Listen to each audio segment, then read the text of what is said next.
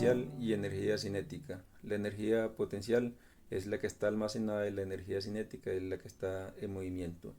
Un ejemplo de eso lo vemos en las hidroeléctricas. Por ejemplo, la hidroeléctrica de Guatapé almacena energía potencial en el embalse de Guatapé. Esa represa, esa cantidad de agua que vemos ahí, es energía potencial que al momento de ser captada y llevada a los generadores se convierte en energía cinética, que a su vez se convierte en energía eléctrica por medio de los generadores. La energía cinética es la energía en movimiento. Esto depende de la masa y la velocidad de un cuerpo. Un ejemplo de esto es el desplazamiento del balón al ser impactado. Teniendo en cuenta estos conceptos, la energía cinética la podemos hallar con la siguiente fórmula matemática. La energía cinética es igual a 1/2 por masa por velocidad al cuadrado. Es decir, que la energía cinética es proporcional a la mitad de la masa del cuerpo multiplicado por el cuadrado de la velocidad de movimiento. Muchas gracias. 1, 2, 3, let's go. Bring that ass back like a boom, boom, boom, boom.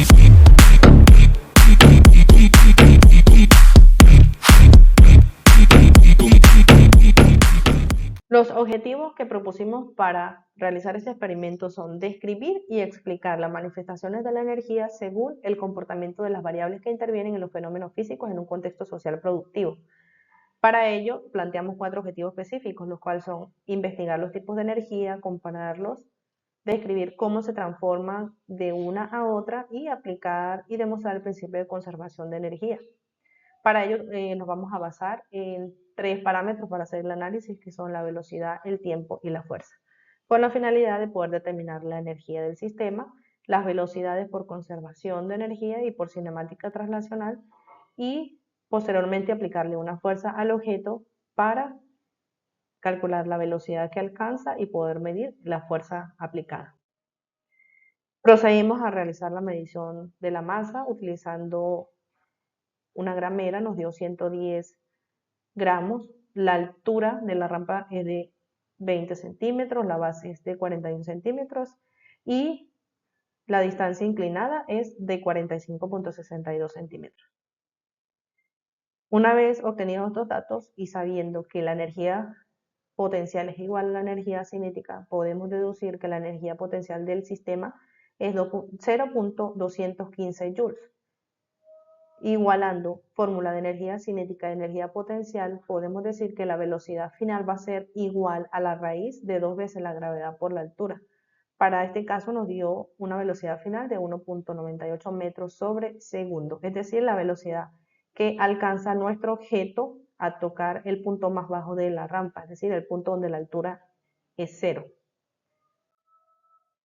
Ahora procedimos a hacer la velocidad, a calcular la velocidad del objeto mediante cinemática traslacional, sabiendo, porque medimos durante el experimento, que la distancia recorrida fue de 2.17 metros en un tiempo de 3.04 segundos, lo que nos dio una velocidad de 0.71 metros sobre segundos. Entonces este valor lo colocamos en la fórmula de energía cinética, donde el factor que duplica o cuadruplica esta energía es el valor de la velocidad y nos dio una energía cinética de 0.027 joules. Hicimos el experimento nuevamente, pero entonces en esta oportunidad le aplicamos una fuerza que hasta el momento es desconocida. Para hacer este cálculo tomamos 1 metro y nos dimos cuenta que la distancia recorrida por el carro en esa oportunidad fue de 5,60 metros en un tiempo de 5 segundos, lo que nos da una velocidad de 1.12 metros sobre segundo. Este valor de velocidad lo introducimos en la fórmula de energía cinética y nos va a dar la energía cinética de 0.06. Vemos que al introducirle la fuerza aumenta la velocidad y al aumentar la velocidad se duplica el valor de la energía cinética. Posteriormente, lo que hicimos fue hacer un análisis vectorial de las fuerzas que actúan sobre el objeto, partiendo del hecho de que conocemos el peso propio del objeto y el peso o la fuerza producida por el peso la calculamos multiplicando la masa por el valor de la aceleración. De allí que este peso tiene un componente en el eje de las X y tiene un componente en el eje de las Y. Conociendo el ángulo de inclinación, que para este caso es de 26 grados, pudimos calcular estas fuerzas. Las fuerzas en X nos dieron 0,47 y la fuerza en Y nos dio 0,96 newton. Propusimos una ecuación donde dijimos que la sumatoria de fuerzas es igual a 0 y miramos que hay una fuerza aplicada que tiene signo positivo, que es desconocida para el momento. Tenemos una fuerza que ya es conocida de 0,47 newton, que es el componente en X del peso propio del objeto, y tenemos una fuerza negativa que es la fuerza de rozamiento.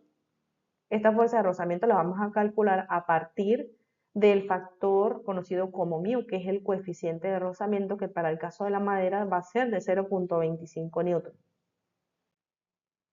Entonces calculamos las fuerzas que intervienen para hallar la fuerza de rozamiento. Y decimos que en el eje de las fuerzas ya las mencionamos y nos da un valor o una ecuación que vamos a plantear conocida como la fuerza aplicada va menos 0,61 newton menos la fuerza resultante va a ser igual a 0. De allí que calculamos el hecho de que la fuerza normal es la misma que P sub Y, pero en sentido y dirección opuesta. Entonces, conociendo el valor de la normal, nos vamos a multiplicar por el coeficiente μ y nos va a dar una fuerza de rozamiento de 0,24 newton. Entonces, la fuerza aplicada para este objeto hallada, calculada y demostrada fue de 0,85 newton, que lo obtuvimos sustituyendo el valor de la fuerza resultante en la ecuación que planteamos. Esta ecuación la podemos comprobar que todos los datos quedaron correctos, porque al introducir los datos calculados en la ecuación nos debe dar igual que el valor de la masa por la aceleración que planteamos en una de las ecuaciones. Muchísimas gracias. Hola, como resumen, pues de este experimento revelador que utiliza un carrito de juguete como protagonista, se explora la distinción entre energía cinética y energía potencial, así como su aplicación práctica en nuestra vida diaria. Inicialmente se observa cómo el carrito desciende por una rampa con gracia serena, movido únicamente por la fuerza de gravedad. En este escenario el cronómetro registra con precisión el tiempo de 3,04 segundos que le lleva al carrito en recorrer una distancia de 2,17 metros. Aquí, la energía cinética se manifiesta en su máxima expresión, pues el movimiento del carrito es una manifestación directa de la energía cinética inherente a su masa en movimiento. Sin embargo, la trama del experimento se complica con una segunda prueba, donde una fuerza externa, en forma de un empuje manual, se aplica al carrito antes de su lanzamiento. Esta iteración, el carrito dotado de un impulso adicional recorre una distancia más extensa, registrando un tiempo de 4,99 segundos para cubrir una distancia de 5,60 metros.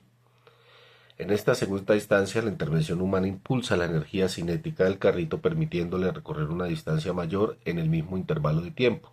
Sin embargo, incluso antes de que la mano del experimentador intervenga, la energía potencial se encuentra en juego, desde el momento en que el carrito se sitúa en lo alto de la rampa y la gravedad ejerce una atracción constante sobre él, almacenando energía potencial en su función de altura relativa al suelo. Esa energía potencial, la que se transforma en energía cinética a medida que el carrito desciende por la rampa. Este experimento, más allá de su simplicidad aparente, ofrece una ventaja iluminadora hacia los conceptos fundamentales de energía cinética y potencial, destacando como principios que están en juego en cada movimiento que precisamos en el mundo en que nos rodea.